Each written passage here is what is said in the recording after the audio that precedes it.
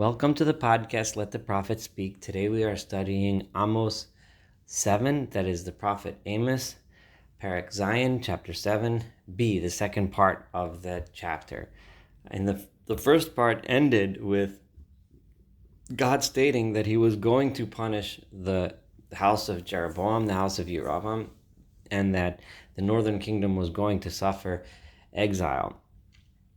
Now, obviously, this did not go over well with the leaders of the northern kingdom, most specifically because Amos in his prophecy pointed out that the bamos, that the high places, the places of worship, which were the places of idol worship, and those places set aside for the people to do their immoral acts and engage in immoral activities, those were the symbols of the northern kingdom, that the leaders of those places, the religious leaders, would be most upset and most threatened by Amos's prophecies. So what is about to happen is unfortunately not surprising. The people, at least the leaders, did not like what Amos was saying.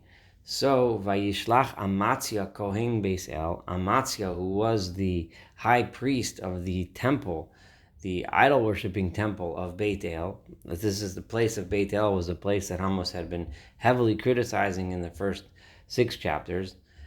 He sent a messenger, El Yeravam Melech Yisrael Lemar, to Jeroboam, the king of Israel, saying, Koshar Alecha Amos. This prophet here, Amos, is rebelling against you. He's conspiring against you, Bekerev Beis Yisrael, among the people. Lo tuchal haaretz la'achil et kol dvarav. The people cannot endure all of his words. Of course, he couched his words in such a way that Amos was making the people suffer by scaring them too much. The people are scared, they're afraid, and Amos is stirring up all this trouble. He's rebelling against you.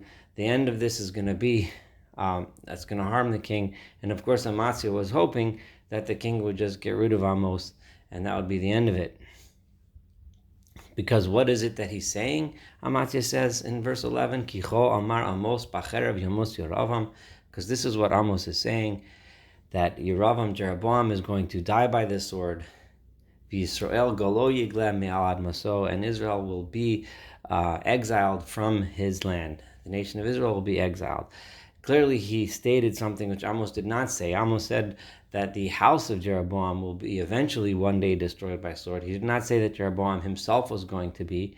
But of course, Amatzia, in order to stir anger on the part of the king, said that Amos was prophesying that Jeroboam himself, was going to die by the sword.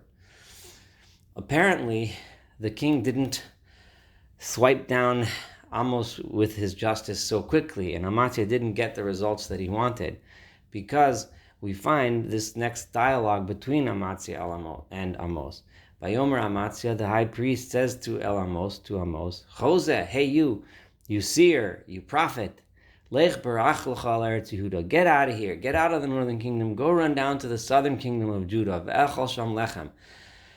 Let them throw you tidbits of food. The idea being, it's saying this in somewhat of a derogatory way, that the prophets in those days would go and people would pay them to hear the prophecy. Some of the prophets were true and some of the prophets were false, but this is how they earned a living. And he's saying to Amos, go make your living down there in the southern kingdom. Go bother them. Let them throw you bits of food. And say your prophecies there. Stop prophesying about us over here and causing so much trouble. Get over there. Be their problem, not ours.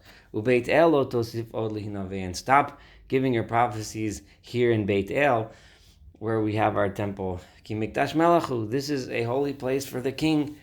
Stop bothering us. You're going to get yourself in trouble. Beit mamlachahu, this is where the house of the king is. So Vayomer Amos, Vayan Amos, and Amos answered. Amos was not afraid not of the king and not of Amatzia. And this is one of the early places where we find someone speaking truth to power, so to speak. Vayomer el Amatzia, he said to Amatzia as follows, Lo navi anochi, I am not a prophet. Don't talk to me like I'm just, I didn't study in the schools of prophets. V'lo ben navi anochi, I was not raised in a family of prophets. Ki voker anochi, I am just a a cattle breeder. I take care of cattle. Volei shikmim. I tend, I prune the sycamore trees. I'm a farm worker. God took me from behind the sheep. I was following my flock of sheep and taking care of my cattle and my trees. I'm a farmer. Vayomer Eli Adonai, it is God that said to me, Lechi Naveh Alami Yisrael. I'm just not some random guy who decided to walk around saying prophecies and earn my living that way. I was a farmer. I was doing my thing. And it is God that came to me and said, go and say these prophecies regarding my nation. What I am saying is coming from God. You can't, getting rid of me won't help you at all. V'ata, and now, Shema Dvar Adonai, listen to the word of God. Ata Omer, you say, Lo tinaveh al Yisrael, you, Amatzia, say, stop saying prophecies about Israel, V'lo tatif al Beis Yisrael, and stop speaking words, and stop dripping out words regarding the house of Isaac.